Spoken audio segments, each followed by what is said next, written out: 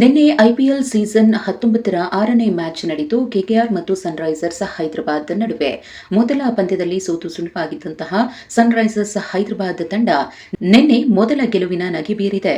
ಹೌದು, ಟಾಸ್ ಸೋತ ಸನ್ರೈಸರ್ಸ್ ಹೈದರಾಬಾದ್ ತಂಡ ಮೊದಲು ಬ್ಯಾಟ್ ಮಾಡಿತು. ತಂಡಕ್ಕೆ ಭರ್ಜರಿ ಆರಂಭವೇ ಸಿಕ್ತು. ಓಪನರ್ಸ್ ಆದ ಟ್ರಾವಿಸ್ ಮತ್ತು ಅಭಿಷೇಕ್ ಶರ್ಮಾ ಜೋಡಿ ಮೊದಲ ವಿಕೆಟ್ಗೆ ಒಳ್ಳೆ ಪ್ರದರ್ಶನ ನೀಡಿದ್ರು. ಈ ಜೋಡಿ 5.4 ಓವರ್ಗಳಲ್ಲಿ 82 ರನ್ ಸೇರಿಸಿ ಅಬ್ಬರಿಸಿತು.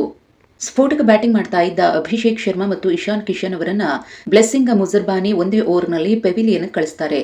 ಅನಿಕೇತ್ ವರ್ಮಾ ನಿರಾಸೆ ಮೂಡಿಸಿದ್ರು. 118 ರನ್ಗಳಿಗೆ 4 ವಿಕೆಟ್ ಕಳ್ಕೊಂಡ ಎಸ್ಆರ್ಎಚ್ ತಂಡಕ್ಕೆ ನಿತೀಶ್ ಕುಮಾರ್ ರೆಡ್ಡಿ ಮತ್ತು ಹೆನ್ರಿಕ್ ಕ್ಲಾಸೆನ್ ಆಧಾರವಾಗ್ತಾರೆ.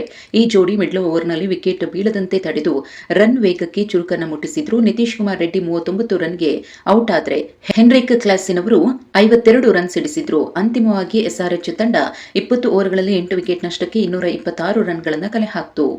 227 ರನ್ಗಳ ಗುರಿ ಬೆನ್ನತ್ತಿದ ಕೆಕೆಆರ್ ತಂಡದ ಆರಂಭಿಕ ಬ್ಯಾಟರ್ ಫಿನ್ ಎಲೆನ್ 7 ಎಸೆತಗಳಲ್ಲಿ 28 ರನ್ ಸಿಡಿಸಿ ಔಟ್ ಆಗ್ತಾರೆ. ಅಜಿಂಕ್ಯ ರಹಾನೆ 8 ರನ್ಗೆ ಔಟ್ ಆದರೆ ಕ್ಯಾಮರೂನ್ ಗ್ರೀನ್ ಇಲ್ಲದ ರನ್ನನ್ನ ಪಡೆಯೋದಕ್ಕೆ ಹೋಗಿ ಔಟ್ ಆದ್ರು. 3ನೇ ಕ್ರಮಾಂಕದ ಭರವಸೆಯ ಬ್ಯಾಟರ್ ಅಂಗಕ್ರಿಶ್ ರಘುವಂಶಿ 52 ರನ್ ಬಾರಿಸಿ ಔಟ್ ಆಗ್ತಾರೆ. ಇನ್ನು ರಿಂಕು ಸಿಂಗ್ 35 ರನ್ ಚೆಚ್ಚಿದ್ರು. ಉಳಿದ ಬ್ಯಾಟರ್ಗಳು ರನ್ ಕಲೆ ಹಾಕುವಲ್ಲಿ ಫೇಲ್ ಆಗ್ತಾರೆ.